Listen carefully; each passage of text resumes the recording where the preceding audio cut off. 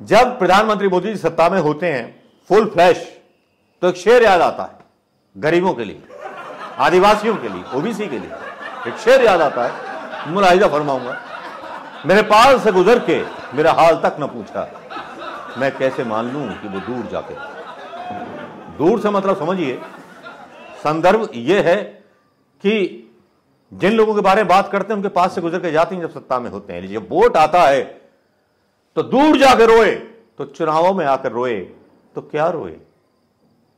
आपकी असलियत तो बेनकाब हो गई हजूर आला। तब हजूर आला जब बेनकाब हो जाते हैं तो खिसिया जाते हैं। कुछ इसी तरह की खिसियाट राहुल गांधी पर निकल रही है आजकल। कतरा क्या करता है? जेब कतरा भैया पहले आपका ध्यान उधर करता है। भैया उधर देख, वो आपका ध्यान उधर करता है, दूसरी साइड से बंदा आके।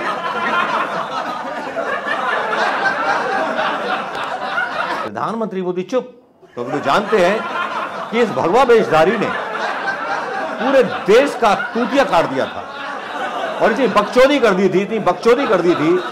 इसने बोला था कि बस 30-35 रुपए पेट्रोल मिलेगा 1 लीटर।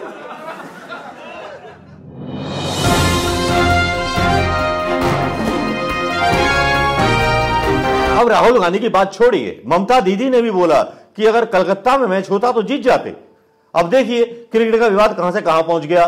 ममता दीदी बोल रही है कि 3-3 पनौतियां वहां बैठी थी। ममता दीदी खुद बोल रही है पनौती, तो ममता दीदी के खिलाफ भी क्या चुनाव आयोग नोटिस भेजेगा?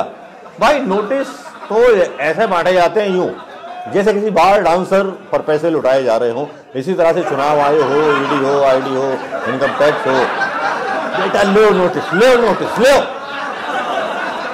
हद कर दी यार, क्या से क्या बना दिया हिंदुस्तान को। डोंगर चिल्ल भर पानी में नेताओं। दोस्तों नमस्कार, आज का ब्लॉग बहुत खास होने वाला है, वीडियो ब्लॉग, न्यूज ब्लॉग, क्योंकि वो उस व्यवस्था पर सवाल उठाने वाला है जो व्यवस्था हमारे देश में लागू है। देश में एक ही चीज के लिए 2 या 3 कानून अलग अलग नहीं हो सकते, भेदभाव नहीं किया जा सकता। ये प्रधानमंत्री मोदी जी अपने भाषण में बार बार बोलते हैं।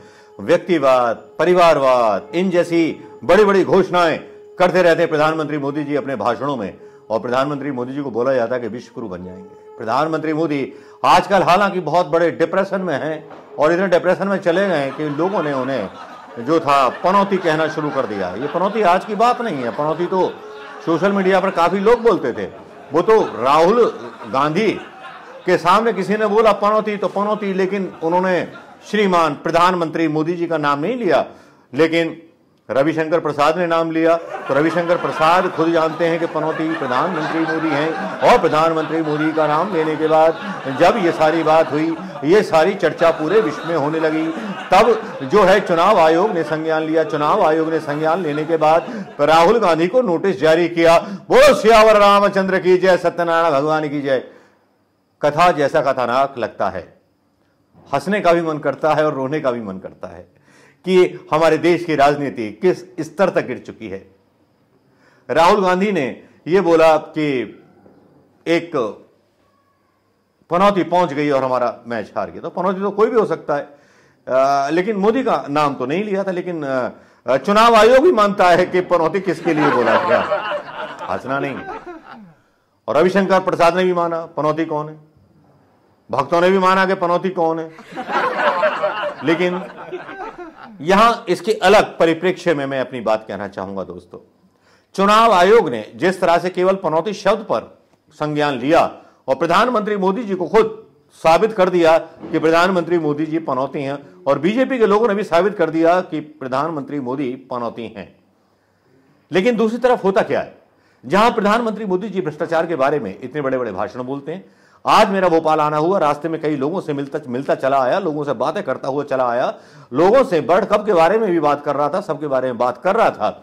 कुछ लोगों की मतलब जो ब्लैकमेलिंग हुई टिकटॉक की, उसके बारे में भी बात चल रही थी। लेकिन लोग थे बहुत नाराज भोपाल में लोग इसलिए नाराज थे कि किया कुछ नहीं, बड़े बड़े गाल बजाते हैं और चले जाते हैं। मामा शिवराज अगर सीएम नहीं बनेंगे तो ये पार्टी नहीं जीतने वाली। और यहां पूरे मध्य प्रदेश में यह हवा फैल गई है कि मामा शिवराज द्वारा मुख्यमंत्री नहीं बनने वाले। इसीलिए जो है भारतीय जनता पार्टी के खिलाफ पूरा पत्ता काला हो गया है। चलिए खैर, ये तो रही एमपी इलेक्शन की बात। हम बात कर रहे थे प्रधानमंत्री मोदी जी के उस नैरेटिव की जो बनाया गया पनौती के रूप में। लेकिन पनौती जब शब्द बोल देते हैं राहुल गांधी, तो एकदम से इंक्वायरी हो जाती है और नोटिस भेज दिया जाता है राहुल गांधी के द्वारे द्वारे कहां जाएंगे, और है ना। लेकिन यहां दूसरी तरफ नरेंद्र तोमर के बेटे का नाम आता है 500 करोड़ की रिश्वत में। उसके खिलाफ ना तो ईडी पहुंचती है, ना सीबीआई पहुंचती है, ना इनकम टैक्स के ऑफिस का छापा पड़ता है। कई और भी नेता इसका उदाहरण है जिनके ऊपर कई भ्रष्टाचार के आरोप लगते हैं, लेकिन वहां कोई नहीं पहुंचता। वहां पहुंचता है तो केवल एक फोन, जिसमें कहा जाता है चिंता मत कीजिए, हम हैं, हम संभाल लेंगे। चाहे वो करप्ट नेता कांग्रेस के हों, जिन कांग्रेस के करप्ट नेताओं को अपने यहां बुलाने के बाद पता नहीं कौन सा जल डालते हैं या मूत्र जल डालते हैं प्रधानमंत्री मोदी का, जिससे वो शुद्ध हो जाते हैं, वो पापी, कदाचारी, भ्रष्टाचारी नेता। भाई, एमपी से बड़ा उदाहरण क्या होगा, ये तो आप जानते ही हैं दोस्तों। लेकिन असल बात यह है कि राहुल गांधी ने सिर्फ पनौती बोला और प्रधानमंत्री मोदी और उनके समर्थक महामूर्ख बोल चुके हैं मंच से। चुनाव आयोग ने उन पर संज्ञान क्यों नहीं लिया, मोदी जी को नोटिस क्यों नहीं भेजा? प्रधानमंत्री मोदी ने बोला था अपने भाषण में। प्रधानमंत्री मोदी जब भी भाषण देते हैं गांधी परिवार के खिलाफ, वो बार वाला महिलाओं का अपमान करते हैं, बार वाला बोलते हैं, जवाहरलाल नेहरू को पता नहीं क्या क्या बोलते हैं। जिन नेताओं ने हमें आजादी दिलाई, उन पर चुनाव आयोग जब खिलाफ भाषण करते हैं मोदी, तब सुट्टी पिट्टी गुम क्यों हो जाती है चुनाव आयोग की? नोटिस जारी करते प्रधानमंत्री मोदी को तो हम भी समझते कि हां, इंकलाब मतलब बहुत बड़ा जो है अखलाक है चुनाव आयोग का, और चुनाव आयोग जो है अपनी नजर में सबको बराबर समझता है। असली बात तो यह है कि प्रधानमंत्री मोदी इतने बौखला गए हैं, जो भी लोकतांत्रिक संस्थाएं हैं उन्होंने भी अपनी चाल बदल दी है।